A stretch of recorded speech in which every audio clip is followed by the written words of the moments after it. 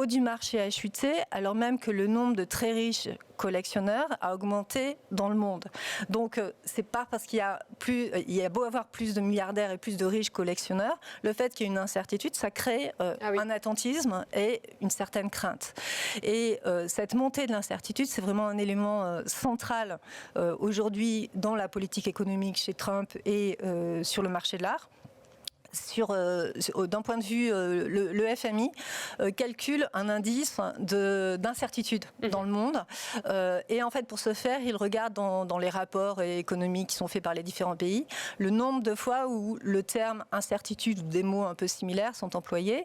Et je crois qu'il était, si je ne veux pas me tromper, cet indice était au niveau 55 000 environ au moment de la crise Covid. J'ai regardé hier, il était aux alentours de 75 000.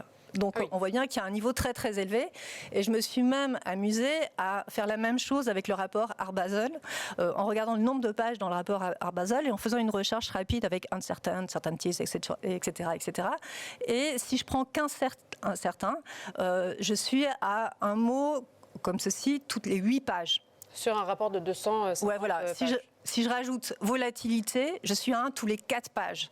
Donc on voit bien que c'est une préoccupation extrême. Très forte sur le marché de l'art. Alors, il peut y avoir de l'attentisme. Alors après, ce qui se passe aussi, c'est que dans les périodes d'inflation, si les gens sont sur le marché de l'art aussi pour du placement, il peut y avoir volonté de diversifier ces placements, puisque la bourse, il y a de plus en plus d'incertitudes sur la bourse, on ne va pas mettre tous ses œufs dans le même panier.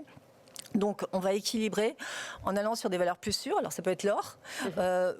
Et donc, on diversifie son portefeuille. Et il peut potentiellement avoir aussi des œuvres d'art, mais c'est des biens qui sont moins liquides que d'autres biens. Et donc, du coup, il y a cet attentisme très fort qui joue.